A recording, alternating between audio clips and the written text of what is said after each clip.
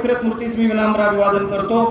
आजच्या कार्यक्रमाच्या निमित्तानं मंचावर उपस्थित झालेले कार्यक्रमाचे अध्यक्ष आणि अहिल्यानगर राष्ट्रवादी काँग्रेस पक्षाचे जिल्हाध्यक्ष आमचे मार्गदर्शक आदरणीय फाळके तात्या, इंसान इंसान नहीं जो हवा के साथ बदले, इंसान तो वही है जो हवा का रुख बदले, असं तात्यांविषयी म्हटलं तर वावगं ठरणार नाही। हवेला दिशा बदलण्याची ताकद त्यांच्यामध्ये आहे, हे आपण या लोकसभेच्या निवडणुकीच्या वेळी पाहिलेलं आहे। या ठिकाणी उपस्थित झालेल्या आमच्या भगिनी ॲडव्होकेट कोमलताई साळुंखे, आपल्या उमेदवार राणीताई आणि उपस्थित सर्व बंधू भगिनी आणि पत्रकार मित्रांनो, वेळ खूप झाला, प्राध्यापक असलो तरी 45 मिनिटं अजिबात बोलणार नाही, परंतु महाराष्ट्र मेला तरी राष्ट्र मेले, महाराष्ट्र मेला तरी राष्ट्र मेले, महाराष्ट्राविना राष्ट्र गाडा न चाले, महाराष्ट्राविना राष्ट्र गाडा न चाले, खरा वीर वैरी पराधीनतेचा, महाराष्ट्र आधार या भारताचा, महाराष्ट्र आधार या भारताचा। आपल्या मातीत जन्मलेले थोर स्वातंत्र्य सेनानी पटवर्धन सेनापती बापटांचं हे वाक्य आहे। आज काय झालं, आपला महाराष्ट्र हा सुसंस्कृत महाराष्ट्र आहे, पुरोगामी महाराष्ट्र आहे, कणखर महाराष्ट्र आहे। एवढंच नाही तर देश ज्यावेळी संकटामध्ये आला त्या त्यावेळी हा महाराष्ट्र देशाच्या मदतीला धावून गेला। म्हणून असं म्हटलं जातं, ज्यावेळी या भारताचा हिमालय संकटात आला त्यावेळी महाराष्ट्राचा सह्याद्री या देशाच्या मदतीला धावून आला।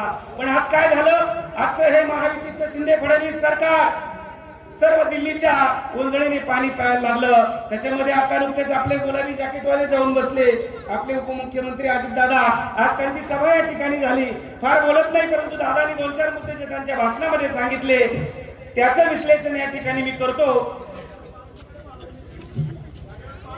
घड्याळ पाडून गेले, ते पाडणारच आहे, जिकडे पक्ष तिकडे पक्ष, नाहीतर अपक्ष, अशी राजकीय संस्कृती या अलिबाबा आणि 40 चोरांनी रुजवली, त्याच्यामध्ये आपले 40 जाऊन मिळाले।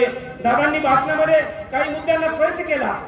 दादांनी सांगितलं महाराष्ट्राचं काही नुकसान झालं नाही, महाराष्ट्राचा स्वाभिमान हा आपण कधी गहाण टाकणार नाही, महाराष्ट्र मागे पडला नाही, महाराष्ट्र या 10 वर्षामध्ये मागे गेला हे वित्त आयोगाने सांगितलं, हे कॅबने सांगितलं। कॅब कोणाचा आहे? केंद्र सरकारचा आहे। वित्त आयोग कोणाचा आहे? केंद्र सरकारचा आहे। त्याचबरोबर अर्थ सल्लागार परिषद कोणाची आहे?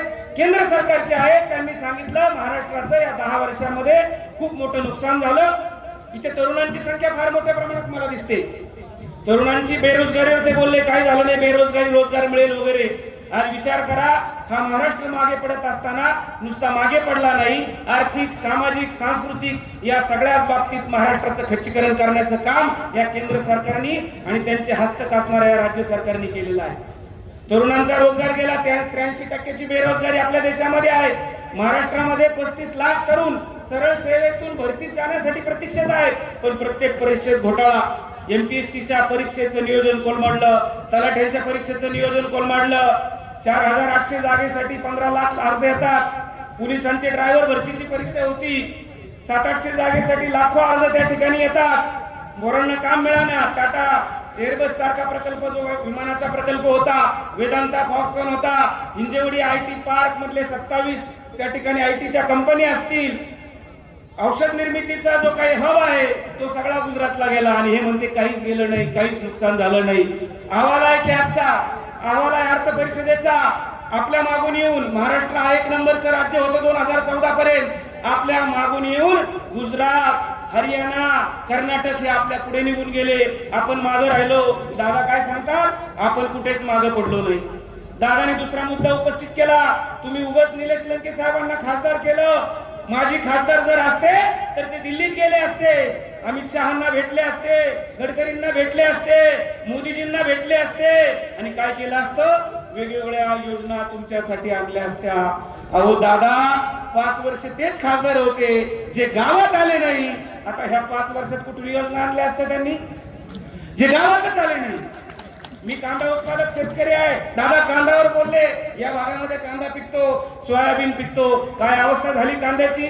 भारतातील शेतकरी तात्या पावसाच्या पाण्यावर जुगार हा शेतीच्या रूपाने खेळत असतो, इतकी भयानक अवस्था असते। तुकोबाराय म्हणतात, मडे झाकून या करती पेरणी, कुणबी याची वाणी लवलाई, एवढं कष्ट आमचा शेतकरी उपसित असतो। कांदा कुठेतरी थोडाफार पिकला, यांनी निर्यात बंदी लादली, कांदा विक्री बंद झाली. निर्यात 40% निर्यात त्याच्यावर शुल्क लावले.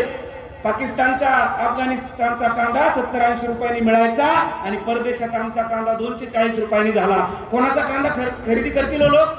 पाकिस्तानचा अफगाणिस्तानचा करतील. आणि खाणाऱ्यांची चिंता, कांदा काही जीवन आवश्यक वस्तू आहे का? आज खाल्ला नाही, संध्याकाळी असं झालं काकडे सरांनी कांदा खाल्ला नाही, काकडे सर सकाळी मेले, असं झालं का कधी?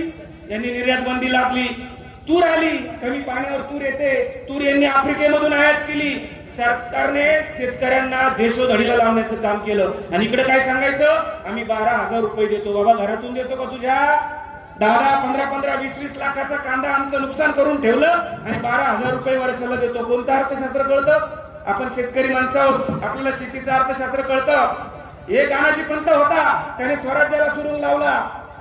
महाराष्ट्र लुटण्याचं काम त्या अनाजी पंताने केलं. आणि आज दुसरा अनाजी पंत, कोण आहे दुसरा अनाजी पंत? तुम्हाला माहिती आहे का कोण आहे? यांनी काय केलं? महाराष्ट्राला सुरुंग लावला. सगळं गुजरातला जाऊ द्या. दादा म्हणे काय नाही, हिंदू मुस्लिमवर आम्ही काय बोलत नाही कोणी. आम्ही शिवरायांचे वारसदार आहोत, विचारांचे मावळे आहोत. आमच्या छत्रपती शिवरायांनी आमच्यावर संस्कार केलेला आहे. काय संस्कार केला? 18 पगड जातीला एकत्र घेतलं, त्यामध्ये हिंदू मुस्लिम होते आणि स्वराज्य स्थापन केलं. आणि त्या स्वराज्यातून एक संदेश दिला, सर्वजण एकत्र आले ना, स्वराज्य स्थापन करता येतं आणि शत्रूच्या छाताडावर नाचता येतं. आम्ही त्या बाबासाहेबांचे भीमसैनिक आहोत, शिवसैनिक आहोत. त्या बाबासाहेबांनी सांगितलं, शिका, संघटित व्हा आणि संघर्ष करा, एकत्र या आणि संघर्ष उभा करा. आणि संघर्ष उभा करून काय करा? बटेंगे तो कटेंगे, असं सांगितलं का? नाही सांगितलं. स्वतःच्या उत्कर्षासाठी, स्वतःच्या राष्ट्रासाठी लढा द्या. आज चुकीच्या घोषणा दिल्या जातात. ज्यावेळी उलेमा आणि मौलवींनी गुजरातमध्ये भाजपाला पाठिंबा दिला, आसाममध्ये भाजपाला पाठिंबा दिला, त्यावेळी तो ओट जिहाद नव्हता. मात्र त्यांनी सांगितलं ना, आम्हाला महायुतीला मतदान करायचंय, तर हा ओट जिहाद ठरतो. म्हणजे दुतोंडी भूमिका घेतात. गांडुळासारखी यांची अवस्था झालेली आहे. दुतोंडी भूमिका घ्यायची, वेळ निघून गेली की बैल गेला आणि झोपा केला. डबल काही बोलायचं, जे तोंडाला येईल ते बोलायचं. बरं, देशाच्या सर्वोच्च पदावर बसलेल्या नरेंद्र मोदी सारख्या पंतप्रधान साहेबांनी असं बोलावं, देशामध्ये विषाची बीजे पेरावीत. अतिशय ह्या चुकीच्या पद्धतीने या गोष्टी झाल्या. दादानी शेवटचा दुसरा एक मुद्दा त्या ठिकाणी संविधानाचा सांगितला. आम्ही संविधान बदलणार नव्हतो, फेक नॅरेटिव्ह पसरवला. फेक नॅरेटिव्ह म्हणजे चुकीचा संदेश पसरवला. अहो दादा, तुम्ही विचार करा, तुम्ही आमच्याकडे होतात, 6 जबाबदार पदावर बसणारे लोक म्हणायचे 400+ करा, आम्ही संविधान बदलतो. खासदार म्हणायचे, महत्वाचे पदाधिकारी म्हणायचे, संविधान आम्ही बदलतो, तुम्ही 400+ द्या. जे बाबासाहेबांचं संविधान, मग याच्यावर यांनी खुलासा करायला नको होता? खुलासा करायला पाहिजे होता, सांगायला पाहिजे होते. चुकीचं बोलतात, पण एकाने खुलासा केला नाही. त्यामुळे यांच्यावर विश्वास ठेवू नका.